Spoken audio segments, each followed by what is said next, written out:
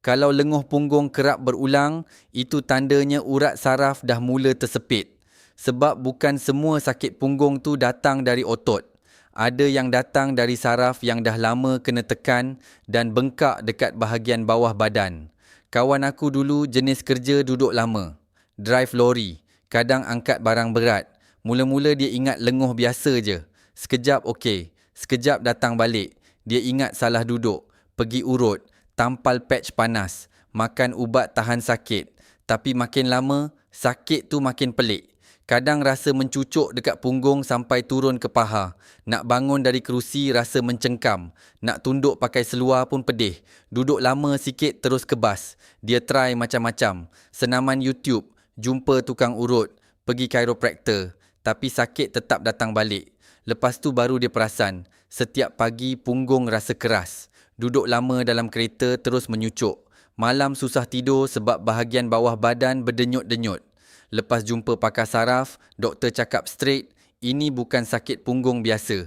Ini urat saraf dah tersepit. Maksudnya, bengkak dan tekanan dekat tulang belakang bahagian bawah dah mula himpit salur saraf. Sebab tu sakit dia menjalar sampai paha dan kaki. Badan cepat penat. Kaki rasa kebas. Dan punggung makin lama makin mencengkam bila duduk.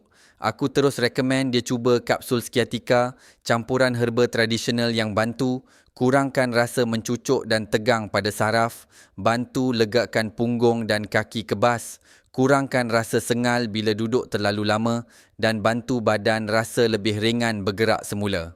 Dia amal 4 biji sehari, pagi dan malam. Dan aku pesan terus ambil konsisten minggu pertama sebab saraf tersepit ni bukan sehari jadi. Hari ketiga dia dah rasa kurang mencucuk. Hari kelima dah mula boleh duduk lama tanpa asyik bergerak cari posisi. Hari ketujuh dia sendiri cakap, "Bro, baru aku sedar. Rupanya selama ni bukan punggung aku bermasalah, tapi saraf aku yang dah lama kena himpit." Lepas tu dia makin selesa nak berjalan.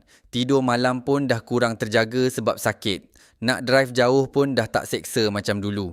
Kalau kau tengah hadap sakit punggung yang asyik berulang, kebas kaki atau sakit mencucuk sampai susah nak duduk lama, jangan tunggu sampai urat saraf makin teruk baru nak bertindak. Bila saraf dah lama kena tekan, badan makin lama makin lemah. Try kapsul skiatika. 4 biji je sehari. Ramai ambil untuk bantu legakan masalah punggung, kaki kebas dan urat saraf tersepit. Klik terus beg kuning atau link tulisan kat bawah ni sekarang.